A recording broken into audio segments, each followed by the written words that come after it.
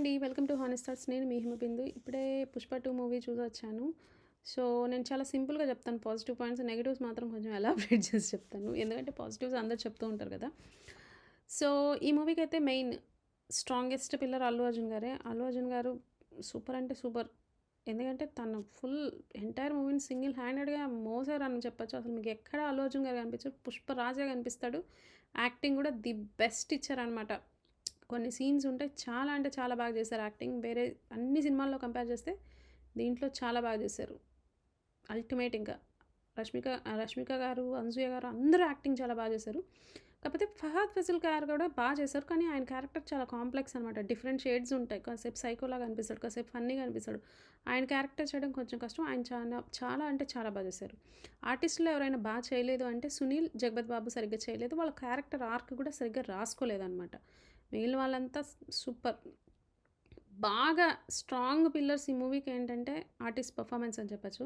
అలాగే కెమెరామెన్ ఒక పోలిష్ అతను, నాకు ఆయన పేరు సరిగ్గా ప్రొనౌన్స్ చేయడానికి రావట్లేదు. బట్ కెమెరా వర్క్ అయితే సూపర్ అంటే సూపర్ అని చెప్పొచ్చు ఈ మూవీకి. అంత బాగా న్యాచురల్‌గా అనిపించింది. అలాగే కాస్ట్యూమ్స్, సెట్స్ కూడా చాలా బాగా చేశారు. ఫైట్స్ కూడా చాలా బావున్నాయి. బట్ మీరు గిజిక్స్ ఆలోచిస్తే ఫైట్స్‌లో మీకు ఎక్కడ 1% కూడా దొరకదు. బట్ ఇంక ఇది సినిమాటిక్ లిబర్టీస్ అని అనుకుంటే ఓకే. బట్ ఎందుకో నాకు ఎంత సినిమాటిక్ లిబర్టీస్ అయినా నాకు కొంచెం ఫైట్స్‌లో కొన్ని ఫైట్స్ ఓవర్ ద బోర్డ్ ఎళ్ళిపోయినట్టు అనిపిచ్చింది. But yeah! అదనమాట ఫైట్స్. కథ, స్క్రీన్ ప్లే, డైరెక్షన్‌కొస్తే ఈ 3 సుకుమార్ గారే అనమాట. కథ ఇంకొంచెం స్ట్రాంగ్‌గా రాసుకొని ఉండొచ్చేమో అనిపిచ్చింది. కథ అంత పెద్దగా మీకేమీ లేదనమాట అక్కడ. స్ట్రాంగ్‌గా బలమైన పాయింట్ ఏం లేదు. స్క్రీన్ ప్లే బావుంది. అలాగే డైరెక్షన్ గూడా బావుంది. డైరెక్షన్‌లో నాకు కొన్ని నచ్చనివి ఉన్నాయి. అవి నెగెటివ్స్‌లో చెప్తాననమాట. So, yeah! అది కథ, స్క్రీన్ ప్లే, డైరెక్షన్. మ్యూజిక్స్ ఒక 2 సాంగ్స్ బావున్నాయి. 'పుష్ప' సాంగు చూసేకి. మిగిలిన 2 సాంగులు కిసిక్క, ఫసక్ అని చెప్పొచ్చు. అలాగే పీలింగ్స్ అన్నారు కదా! అది గూడా అస్సలు చెండాలంగా ఉందని చెప్పొచ్చు. నాకైతే నచ్చలేదు. డాన్స్ గూడా ఆ 'శ్రీలీలా'ని తీసుకొచ్చినప్పుడు ఏదో ఎక్స్‌పెక్ట్ చేశాం. ఇద్దరు మంచి డాన్సర్లంటే ఒక మంచి డాన్స్ ఉంటుందని. వేస్ట్ సాంగ్ అది. ఆ సాంగ్ పిక్చరైజేషన్ బాలేదు, లిరిక్ బాలేదు, మ్యూజిక్ బాలేదు, ఏమి బాలేదు ఆ 'కిసిక్' అనే సాంగ్. అలాగే 'పీలింగ్స్' అనే సాంగ్ గూడా అది ఏంటి ఆ సాంగ్, ఆ డాన్స్ ఏంటి అనిపిస్తది. అది గూడా నాకు నచ్చలేదనమాట. సో, అదనమాట సాంగ్స్. మ్యూజిక్ కొన్ని చోట్ల బ్యాక్‌గ్రౌండ్ స్కోర్ బావుంది. కొన్ని చోట్ల అల్లు అర్జున్ గారు యాక్టింగ్‌కి సరిపడినంత బ్యాక్‌గ్రౌండ్ స్కోర్ ఇవ్వలేకపోయారు. నిజంగా మంచి బ్యాక్‌గ్రౌండ్ స్కోర్ తగిలుంటే కొన్ని సీన్స్ అదరహో! సో, అదనమాట మ్యూజిక్. సో, ఓవరాల్‌గా చెప్పాలంటే ఒక జనరల్ బీసీ సెంటర్ ఆడియన్‌గా చెప్పాలంటే ఎవరికైనా వైల్డ్ ఫైరే 'పుష్ప'. కానీ నా ప్రకారంగా నేను చెప్పాలంటే నాలాంటి వాళ్ళు అంటే కొంచెం థింక్ చేసే వాళ్ళలాగా ఆలోచించి చెప్పాలంటే నాకు కొన్ని డ్రాబ్యాక్స్ కనిపించినాయి. మెయిన్‌గా అల్లు అర్జున్ గారి క్యారెక్టర్‌లో ఏంటంటే ఒక పెద్ద సూపర్ స్టార్ ఆ గుట్కాలు నమలడం ఏంటి? ఏం కన్వే చేస్తున్నారు ఆడియన్స్‌కి? అట్‌లీస్ట్ చదువులేని వాళ్ళకి ఏం కన్వే చేస్తున్నారు? అదొక మేనరిజం ఆ గుట్కాలు నమలడం నాకది అస్సలు నచ్చలేదు. అలాగే ఒక హీరో, ఒక నేషనల్ లెవెల్‌లో క్రేజ్ ఉన్న హీరో ఎందుకు ఇలాంటి ఒక స్మగ్లర్ ఇలాంటి రోల్స్ చేయడం? ఎందుకు మనం ఒక స్మగ్లింగ్‌ని చేసేవాడిని ఒక తెలివైన వాడిగా మనం ఎందుకు గ్లోరిఫై చేయాలి అనిపిచ్చింది. అదొకటి నాకు నచ్చలేదు. ఓవరాల్‌గా చెప్పాలంటే అల్లు అర్జున్ గారి క్యారెక్టర్‌లో. అలాగే రష్మిక గారి క్యారెక్టర్‌లో హీరోయిన్ అంటే ఇంక హీరో చుట్టూ తిరగడమేనా? హీరోయిన్ పని.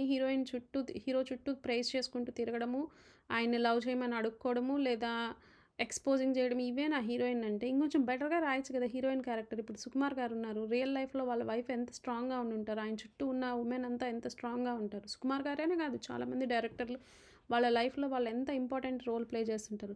బట్ సినిమాకొచ్చేసరికే వాళ్ళు ఏంటో ఒక అమ్మాయి అంటే ఇంకా అంతా హీరో చుట్టూ తిరిగేటట్టే రాస్తారు. మరి ఎందుకు రాస్తారో నాకు అర్థం కాదు. అదొక ఫ్యాంటసీనా? వాళ్ళు చిన్నప్పుడు చూసిన సినిమాల నుంచి ఇన్‌స్పైర్ అయ్యి ఉంటారా? ఎంతసేపటికి హీరోయిన్ అంటే ఎక్స్‌పోజింగ్ లేదా హీరో చుట్టూ తిరగడం. రొమాన్స్ కోసమో, దేనికోసమో.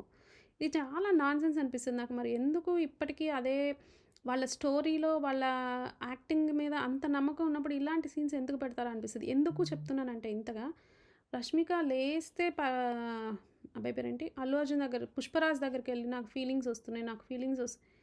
ఎంత చెండాలంగా ఉందో నాకది ఈ సినిమా థియేటర్‌లో చూసేటప్పుడు. ఒకసారి కాదు 2, 3 సార్లు. అలాగే కొన్ని సీన్స్ న్యాచురల్ సీన్స్ అని పెడతారు. ఏంటి పడుకునేటప్పుడు ఇట్లా. మళ్ళీ ఆ సీన్స్‌లో ఎక్స్‌పోజింగ్ ఎందుకు? అనవసరమైన ఎక్స్‌పోజింగ్ ఎవరిని సాటిస్ఫై చేద్దామని? ఏ టైప్ ఆఫ్ ఆడియన్స్‌ని సాటిస్ఫై చేద్దామని? మీరే వుమెన్‌ని ఇట్లా ఆబ్జెక్టిఫై చేసి చూపిస్తుంటారు. నేనిది తెలుసు, నాకిది సినిమా రివ్యూ వాళ్ళకి లేని ప్రాబ్లమ్ మీకేంటండి ఆ అమ్మాయి చూపిస్తున్నప్పుడు మీకేంటండి అని మీరు నన్నడగొచ్చు. బట్ నాకనిపిచ్చింది సుకుమార్ లాంటి ఒక ఇంటలెక్చువల్ ఒక డైరెక్టర్ ఇలాంటి చీప్ వాటి మీద ఎందుకు నమ్ముకోవడం అనేసి. ఆయనకి ఇలాంటిది అవసరంలా. ఆ సీన్ వల్ల నిజంగా అక్కడ ఆ సినిమాకి ఉపయోగం కూడా జరగలేదు. కాకపోతే అనిపిచ్చింది ఎందుకు ఇలాంటివి సీన్స్ అనేసి. అదొకటనమాట నాకు నచ్చంది.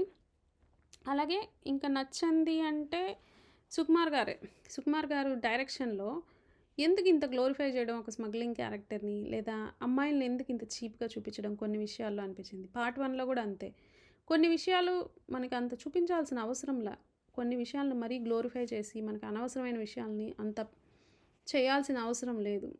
అదొకటి అనిపించిందనమాట. సో, అది. మీకు గనక ఈ రివ్యూ నచ్చితే లైక్ చేయండి, షేర్ చేయండి, సబ్స్క్రైబ్ చేయండి. But I know for sure cinema చాలా పెద్ద హిట్ అయితది. బట్ నా ఒపీనియన్ నాకు నెగెటివ్స్ అనిపించినియి. నాకు చెప్పాలనిపించింది అంతే.